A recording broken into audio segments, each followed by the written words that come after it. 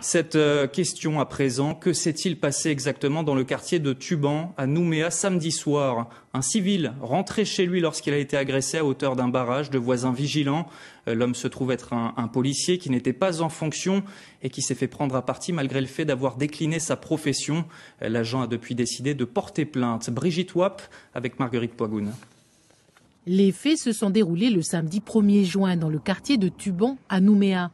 C'est près de ces deux rues, Édouard Trubert et Michel Kaouma, qu'un jeune policier kanak en civil se rendait à pied en début de soirée chez un proche. Il est interpellé par des personnes sur un barrage qui lui demandent son identité. Celui-ci leur répond et précise qu'il est policier, mais on ne le croit pas. Il aurait alors été roué de coups. Le jeune homme arrive à contacter ses collègues et 3 patrouilles de police arrivent rapidement sur les lieux pour le secourir. Ils font fuir également 2 4x4 qui se trouvaient à proximité.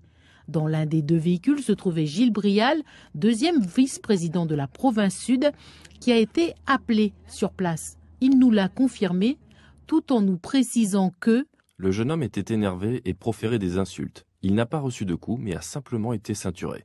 Selon nos informations, celui-ci serait blessé au bras et à la jambe. Le procureur de la République a confirmé qu'une enquête était ouverte.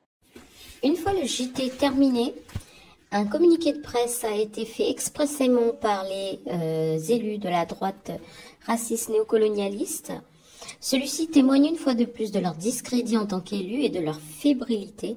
Il cible d'abord la chaîne NC La Première, accusée de reportage à charge. Et le média est pris à partie. Nous considérons que NC La Première, directement responsable de sa mise en danger, en parlant de l'élu de Gilles Brial, et qu'elle sera complice de toute action réalisée contre sa personne et ses proches. Puis la droite accuse également le jeune policier, lui-même affabulé du titre de policier indépendantiste. Surtout, ce communiqué, il dénonce son nom, alors que nulle part, il n'en a été fait mention. Quid de la question? Autre grosse incohérence concernant ce communiqué de presse, où ces élus affirment la non-implication de l'élu Gilles Brial, alors que ce dernier confirme bien avoir été appelé par les personnes tenant les barricades et s'être rendu sur les lieux, tout en minimisant les faits concernant la victime passée à tabac, en disant qu'il n'a pas été roué de coups, mais simplement été ceinturé. Quid de la question, mais qu'est-ce que faisait cet élu sur les lieux dans un 4x4 non immatriculé qu'on appelle en renfort quand un kanak se dit soi-disant policier? Pour rappel, Gilles Brial, c'est le deuxième vice-président de la province sud, un proche de Madame Sonia Baquès, la chef de file des non-indépendantistes, qui, je le rappelle, fut ministre d'État d'Emmanuel Macron.